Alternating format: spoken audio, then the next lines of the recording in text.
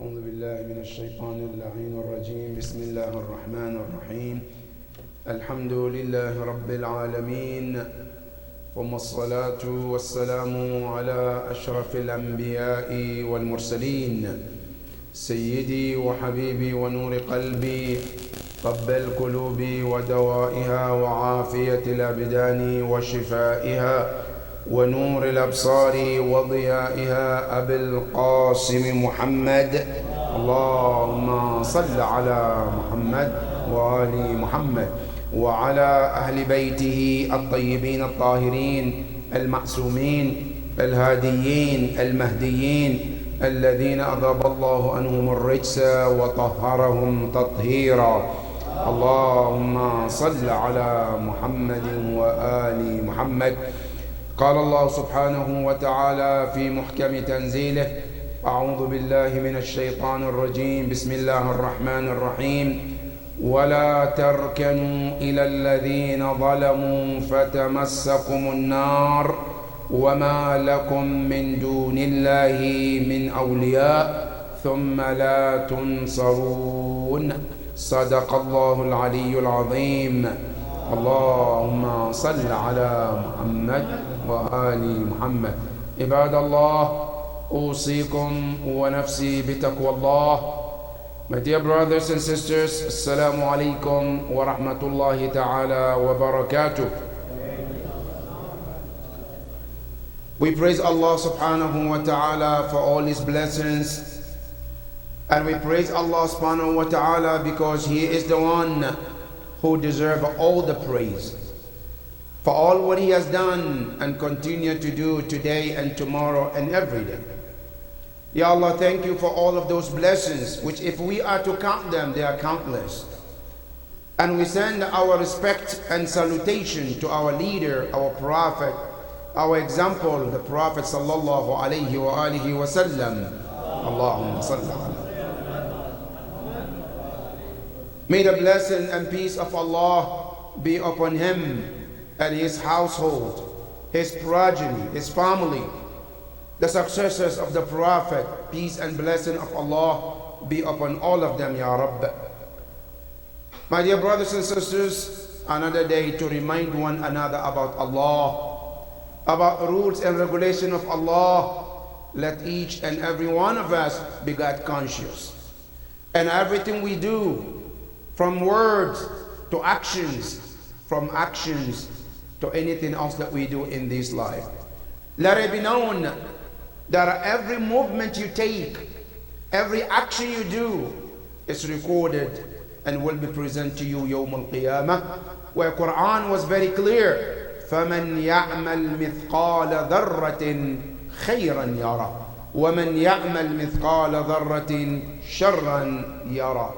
Whatever the action may be, as small as it could be, smaller as the size of an atom, Allah subhanahu wa ta'ala say you will see it if it's good, and the same thing if it happened to be bad. May the Almighty Allah help us to do the right thing, Ya Rabbal Alameen.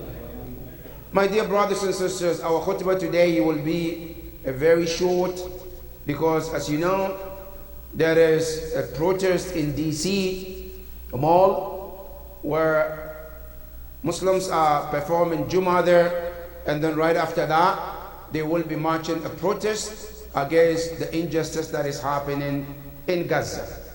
And for that matter, those of us who are here and also can quickly join as soon as we finish our Jummah, that is what we need to do. And because of that, we will be shortening our Jummah khutbah for today. And I hope and pray to Allah subhanahu wa ta'ala to accept our prayers, Ya Rabbal Alameen. My dear brothers and sisters, our khutbah today is about the injustice in the eyes of Islam, which we call in Arabic al-dhulm. How does Islam views injustice? Is it something that Islam encourages? Is it something that Islam welcomes? Or is it something that Islam frowns upon? And if it's frowned, how? The ayah we just read is in Surah Hud, ayah 113, where Allah subhanahu wa ta'ala is talking to the believers. and telling all of us, وَلَا تَرْكَنُوا إِلَى الَّذِينَ ظَلَمُوا. If it's proven to you that this person is unjust, this person is an oppressor, Allah subhanahu wa ta'ala says, La tarkani, never lean onto those people. Don't be close to them. Don't work with them. Don't help them. Don't support them. Why shouldn't I? Allah subhanahu wa ta'ala says, فَتَمَسَّكُمُ النَّارِ. Because if you do, the hellfire that will touch the person will also reach to you too. In other words, if I work with someone, whether it's a person, whether it's an organization, whether it's a nation, knowing to become or to be classified as an oppressor, I should not associate myself with it. Because if I do, Allah subhanahu wa ta'ala said, you and I will be put in the hellfire because of that. And that is why our scholars, how do we define injustice? How do we define al-dhulm? Now, literally in Arabic is defined as وَضْعُ الشَّيْءِ فِي غَيْرِ مَوْضِعِهِ, which means not to put things where they're supposed to be. When I know for sure something's supposed to be here, and I tell you to put it there, that's called injustice, literally in Arabic. Now, another definition which is given by ulama al-aqidah, they said, عَدَمُ إِعْطَاءِ كُلَّ ذِي حَقٍّ حَقًّا. When you deny people their right, it's called dhulm. I know this person deserves such, but I know for sure he deserves it or she deserves it, but I'm not going to give it. That's called injustice. This is frowned in Islam. This is absolutely not accepted in Islam. And our Imams, Ahlul Bayt alayhim as-salam, they frown on any type of injustice. From the smallest injustice to the greatest injustice. From individual to the group or to the nation or community. Islam frown upon it. And that is why Quran gives us 3 different types of injustice. When you look in the Quran, there are 3 different types of injustice. Number 1, the first injustice, which is the worst of all, is to do injustice to Allah. To do injustice to Allah? Yes. Now, can anybody think in their mind, you can do injustice to Allah? Yes, you can. Now, how can I do injustice to Allah? According to the Quran, when a person commits shirk, that is injustice to Allah subhanahu wa ta'ala. A shirk is injustice. Why? Because if you look at the definition of a dhulm, Allah deserves to be worshipped alone. I decided to worship somebody else in addition to Allah. You didn't give Allah what He deserves. And that is injustice. And not only injustice, it's the greatest injustice. And that is what in Surah Luqman, Allah subhanahu wa ta'ala says, Luqman was talking to his son. He said, Ya bunayya la tushrik billah, inna shirka la dhulmun azim. Say, my son, never associate Allah with partnership. Because doing so is considered the greatest injustice to Allah subhanahu wa ta'ala. And not only that, there are many ayahs in Quran which Allah calls as shirk as dhulm. One of them, Allah said, لَمْ يَلْبِسُوا إِيمَانَهُمْ بِظُلْمٍ. Those who did not mix their iman with shirk. You know, sometimes we are believers, but we do shirk too. A person can be mu'min, but it's a mushrik too. How can a person be a mu'min and mushrik at the same time?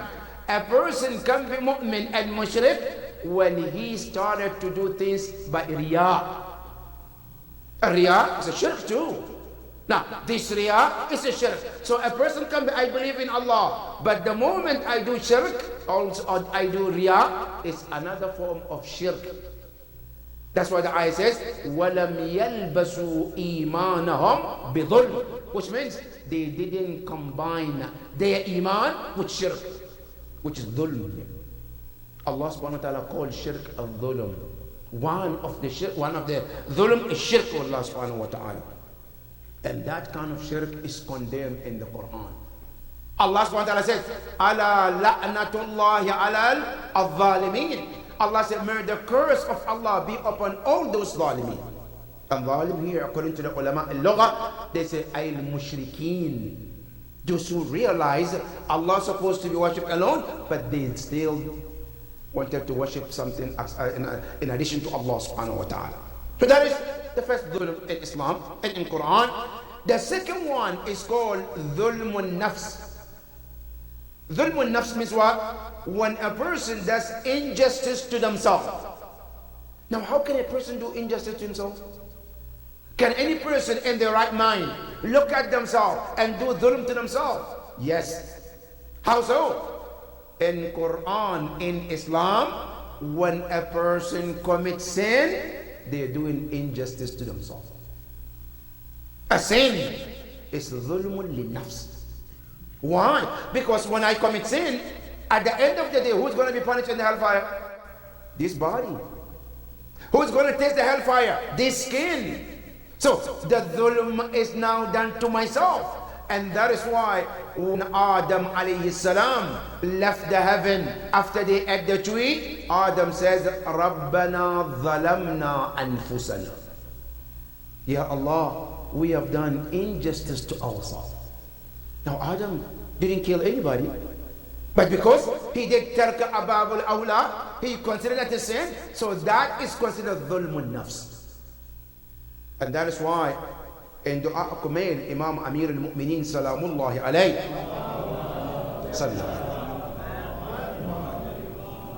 when he talks about different type of sins, Allahumma ighfir li adh-dhunuba allati tunzilu al-bala, Allahumma ighfir li adh-dhunuba allati tahbisu ad-du'a, at the end he said, ظلمت نفسي وتجرأت بجهلي. But he mentioned ظلمت نفسي. Now, what do you mean by ظلمت نفسي?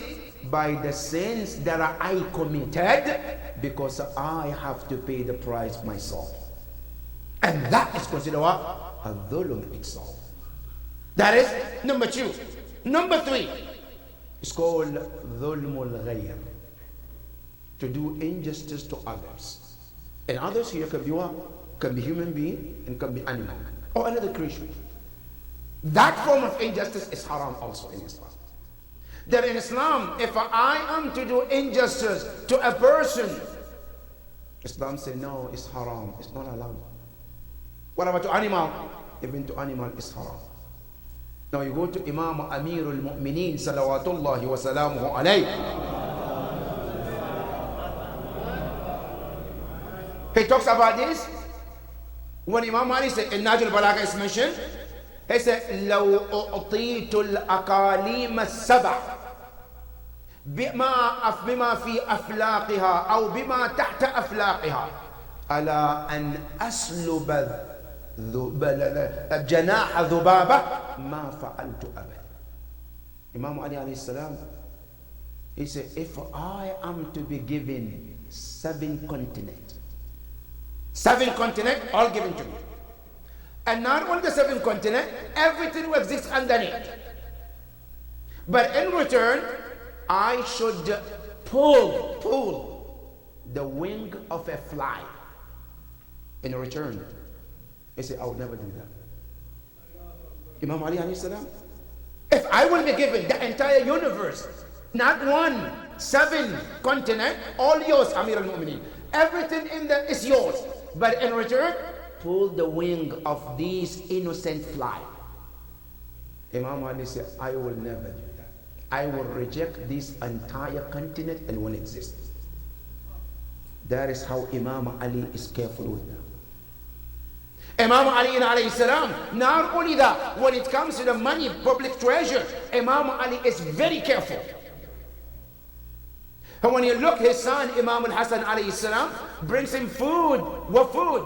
As a salt, cucumber, and milk.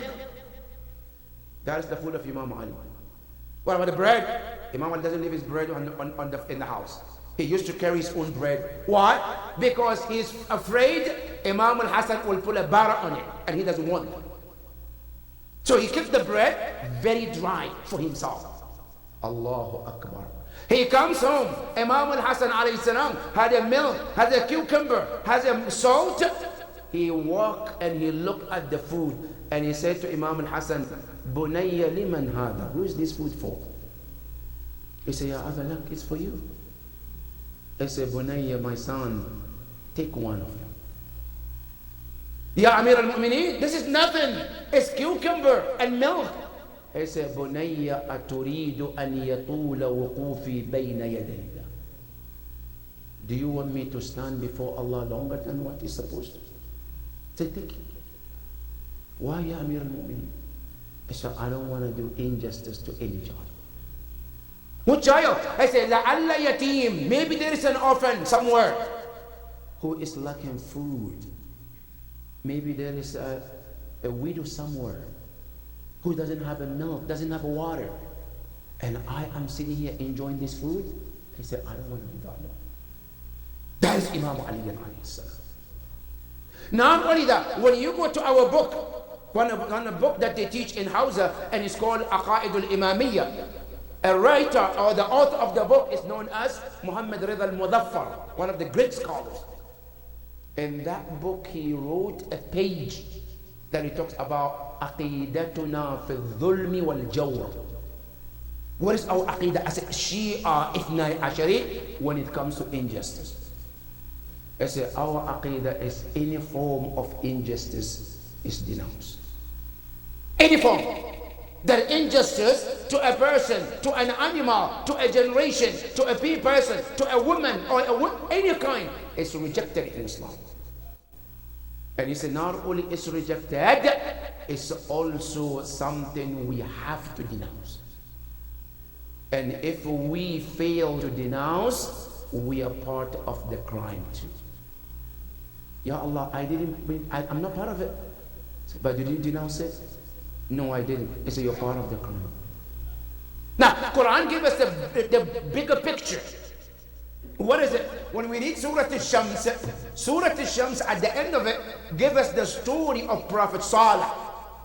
Salih is one of the prophets of Allah, who lived at a time where Allah blessed them with a city which has everything you can think of. The weather, the water, the food, everything was perfect. But the people, they are worshiping idols. Allah sent them Salih alayhi salam to take them away from idol worshiping to the worshiping of Allah subhanahu wa ta'ala. The people of Salih, they finally said to Prophet Salih, if you want us to believe in you as a God, as a prophet, you have to do one thing and we all will be yours. Say, what do you want me to do? They say, one is you have to show us a miracle. Salih asked them, what miracle do you want? They say, Salih lakam. There is a mountain right there. If you can go there and pray in front of your God and ask your God to crack that mountain and bring us a she-camel and a baby camel, then we will believe that you're prophet. That was the request of the people of Salih. Salih alayhi salam said, it's done. Come with me. They went with Salih. In front of the mountain, Salih alayhi salam pray to Allah. Ya Allah, crack the mountain open. Let the she-camel come and the baby camel.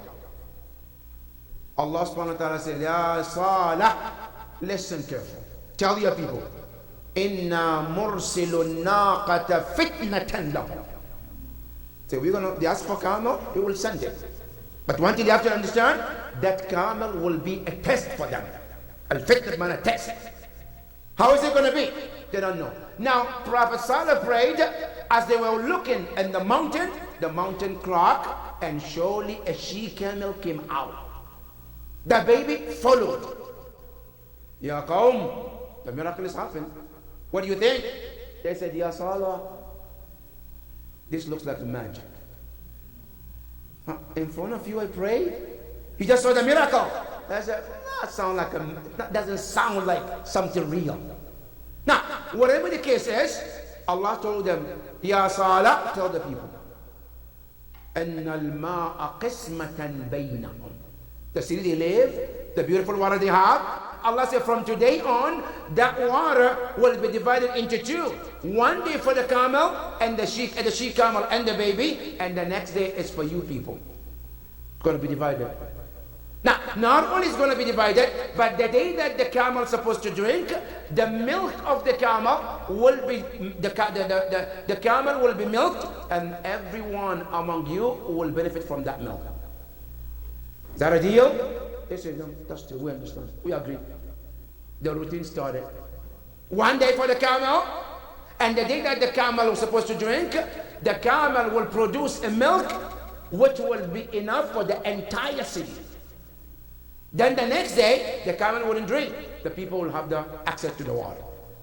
The routine started one after the other, one after the other. Then after from some time, the same people of Salah, they say, Ya Salah, we're tired of this routine. We are not interested anymore. What do you want to do? They say, Ya Salah, either you take the camel out of this town and let us have access to our water 24/7 every day. Or you and the camel have to leave the city. Salah alayhi salam said, look, you guys, you think this city belongs to you, right? How? Say, because we were born here. Salah said, the camel is also made here. It's a citizen too.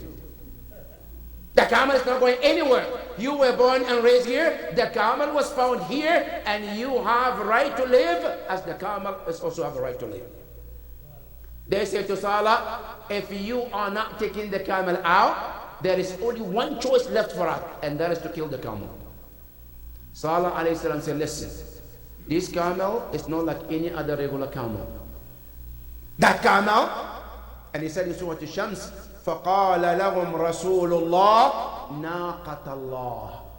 This camel is not a regular camel, it belongs to Allah.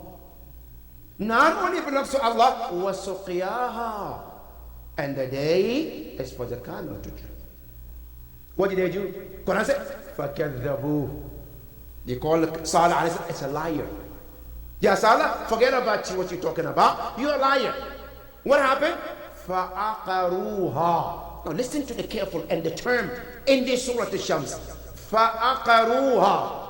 Al-Aqr, they killed the camel. Now who killed the camel? All of the town went and killed the camel? No. Who killed the camel? One person. What is his name? Salif ibn Qidar. Now, according to some narrations, it was the verse Qidar bin Salif. Whatever the case is, a man called Salif bin Qidar, he came voluntarily, went and killed the camel. When he killed the camel, listen to the Quran. As you read the ayah, فَكَذَّبُوهُ فَعَقَرُوهَا. Now, prior to that, Allah says, إِذٍ بَعَثَ أَشْقَاهَا. When the people of Salah, they chose one of them to go and do the killing. One did the killing. Alright? Now, Ya Allah, when the one that did the killing, what happened? Allah said, فَدَمْدَمَ عَلَيْهِمْ رَبُّهُمْ بِذَنْبِهِمْ. If you read the Quran properly, Allah didn't say بِذَنْبِهِ. Allah said, then we punish the entire people. For what? He said, for their sin. Ya Allah, but you say one person did the killing. Yes, one person did the killing. But what is the crime of the others? I said, because the others were content and were happy with it. They saw injustice was taking place and they didn't deny themselves. They saw injustice was happening and they didn't stop it. They didn't do Amr bil Ma'ruf. And for that matter, they are also part of the crime. What happened to them? Allah said, فَدَمْدَمَ عَلَيْهِمْ رَبُّهُمْ بِذَنْبِهِمْ فَسَوَّاهُ. Allah subhanahu wa ta'ala sent a strongest wind ever and destroy every one of them in that sea. Allah subhanahu wa ta'ala says in the Quran, we destroy all of them, not because all of them killed the camel. It's because one person, but the others were content with it. And that is why in ziyarat of Imam, what do we say? وَلَعَنَ اللَّهُ أُمَّةً قَتَلَتْكَ وَلَعَنَ اللَّهُ أُمَّةً سَمِعَتْ فَرَضِيَتْ. Ya Allah, those who killed, we can understand, yes. But what about those sami'at? They just heard. Somebody never even saw the Karbala. They never went there. But why the crime? He said, because they were content with killing of Imam Hussein. They were okay, because the injustice when it's happening, we all have a responsibility. And our responsibility is to do what? To denounce it, to condemn it. And when we become silent about any injustice, then we become part of that crime. We pray to Allah subhanahu wa ta'ala to give us the strength to condemn any type of wrong action, Ya Rabbal Alameen. Ya Allah, we ask you to help us to see the right and do the right thing, Ya Rabbal Alameen. Ya Allah, help us to see the wrong and stay away from wrong, Ya Rabbal Alameen. Bismillah ar-Rahman ar-Rahim. Wal asr inna al-insana lafi khusr illa alladhina amanu wa amilu salihat wa tawasaw bil haqqi wa tawasaw bis sabr. Sallu ala Muhammadin wa ali Muhammad.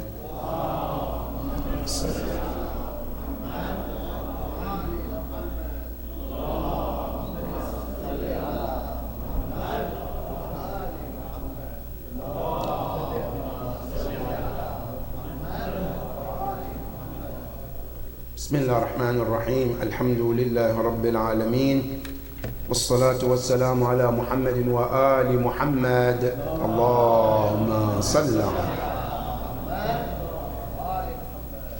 اللهم صل وسلم على أمير المؤمنين علي بن أبي طالب وعلى فاطمة الزهراء سيدة نساء العالمين وعلى الحسن والحسين سيدي شباب أهل الجنة أجمعين وعلى أئمة المسلمين علي بن الحسين زين العابدين ومحمد بن علي باقر علم النبيين وجعفر بن محمد الصادق وموسى بن جعفر الكاظم وعلي بن موسى الرضا ومحمد بن علي الجواد وعلي بن محمد الهادي والحسن بن علي العسكري والحجة بن الحسن المهدي عجل الله تعالى فرجه وسهل الله مخرجه وجعلنا من أعوانه وأنصاره ومن المستشهدين بين يديه جميعا ورحمة الله وبركاته الله.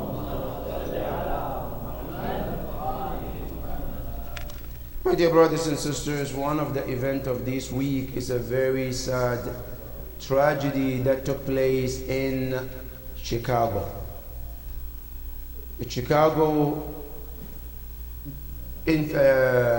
experienced a very tragedy of a man who killed a young boy for no crime he committed. The crime that he committed was he's a Muslim and Palestinian. That this child, according to the news, he was stabbed almost 24 times. And not just him, his mother too. But the mother survived, but the child didn't survive. Why? Because of what is happening in Israel.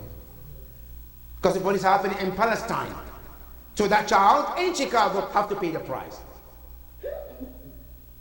You know, when people, grown people started to make this kind of decision, killing innocent children, then you know something is seriously wrong. We condemn this type of killing of innocent child who has nothing to do with anything.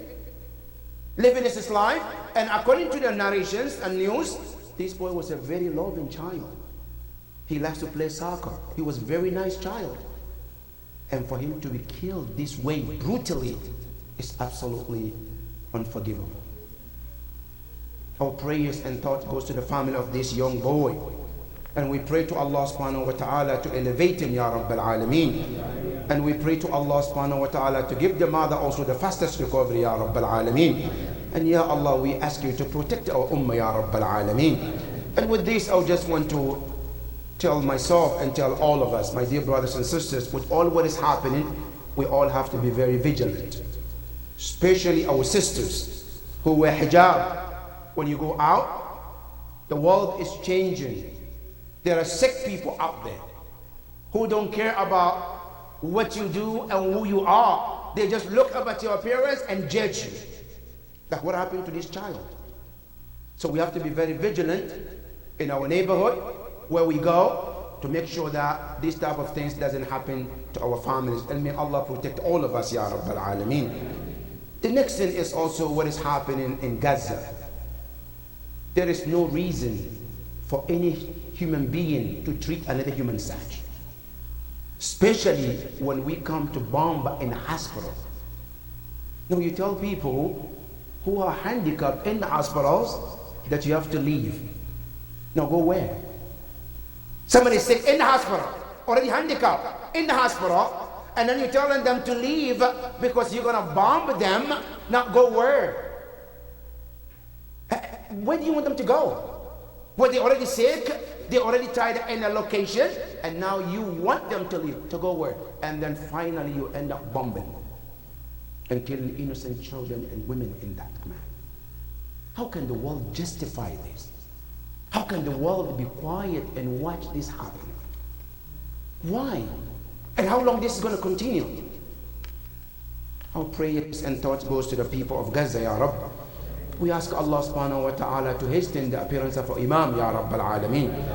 My dear brothers and sisters, we all have responsibilities. This cannot go without us being held accountable in front of Allah. Now, what can I do as a person living in America? There is so much we all can do. Number one, in the list of to do, we all can make a dua. And dua can make a difference. That is something we can do. That is number one.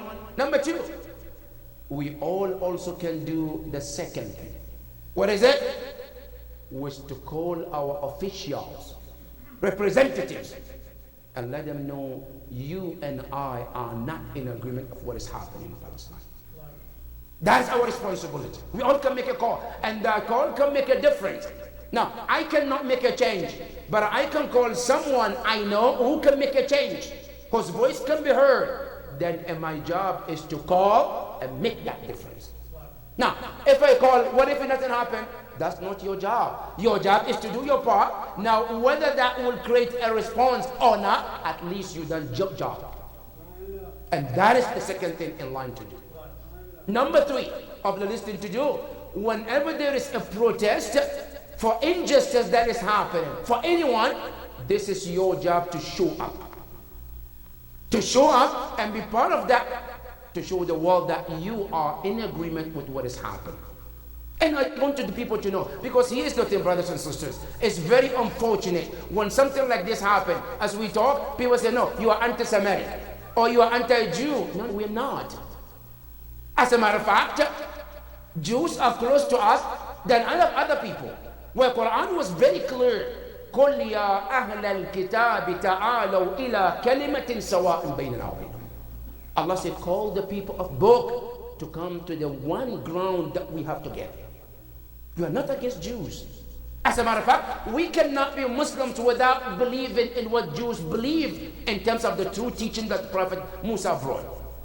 And that is why in Surah Al-Baqarah, Allah subhanahu wa ta'ala says, you will not be considered a true believer unless you believe in all the books Allah said before Muhammad and to Muhammad as well.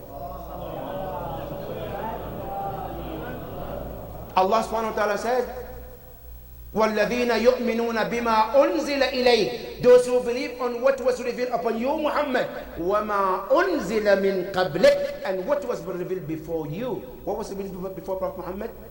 Tawrat, Injil, Suhuf Ibrahim, Zabur. All of this came before Muhammad. And we as a Muslim have to believe in all of that. So for that matter, we believe in all of that. So when we talk about what is happening in Palestine, it's not about against Semitic or anti-Jew. We are anti-injustice in any form ever. And that is why on this platform, when Saudi government was bombarding Yemen, we were against it too. Now these are two Muslim countries, right? One was oppressor, one was oppressed, and we were sided by the oppressed against the oppressor. And if the same thing happened today, that one Shia country is to oppress another non-Muslim country, we will stand by the non-Muslim country against the Muslim Shia country who is oppressor. Because that is the key of what Ahlul Bayt taught us. When Imam Ali alayhi salam told us, he said, كُونَا لِلظَّالِمِ خَصْمًا وَلِلْمَظْلُومِ عَوْنًا. Stand by a madloom in any form, any shape, any race, doesn't matter. Right? And stand against the oppressor, whatever it comes or whatever the shape or it can be. And that is our foundation as a Muslim, as a Shia. So when we talk about what is happening in Gaza, it's nothing to do with the Judaism. It has nothing to do with the Christians. It has to do with the humanitarian fact. Because here's the thing, brothers and sisters. When you get water from people and you don't allow the medicine to get to the people, and you don't allow any aid to get to the people, you don't allow food to get to the people, what do you expect the people to do? Now, forget about religion. You being as a human being, right? Now, I stop water, I stop food, I stop anything to get in there. Why? Because one group of people called Hamas have targeted us, and the others have to pay the price. Why? Now, you're talking about Hamas attack children. Okay, but now you're killing children too. So how do you justify that? Yes, Hamas attacked children. Yeah, okay. Now, but you're attacking even more. Because the amount of children who died by the Zionist bombs cannot be compared to what they killed the people who were killed in Palestine. But how do you justify that? We pray to Allah subhanahu wa ta'ala to bring peace to the world, Ya Rabbal Alameen. Ya Allah, we ask you, Ya Allah, hasten the appearance of Imam, Ya Rabbal Alameen. Ya Allah, we ask you. Yes. Ya Allah, we ask you, this situation that is going on in Gaza, in Palestine, Ya Allah, we ask you to bring end to it, Ya Rabbal Alameen. Ya Allah, we ask you bring peace to the world, Ya Rabbal Alameen. Ya Allah, hasten the appearance of our Imam, Ya Rabbal Alameen. And Ya Allah, let us be among those who will witness his appearance, Ya Rabbal Alameen. Ya Allah, let us be the tool of his government, Ya Rabbal Alameen. بسم الله الرحمن الرحيم إنا أعطيناك الكوثر فصل لربك وانحر إن شانئك هو الأبتر صلوا على محمد وآل محمد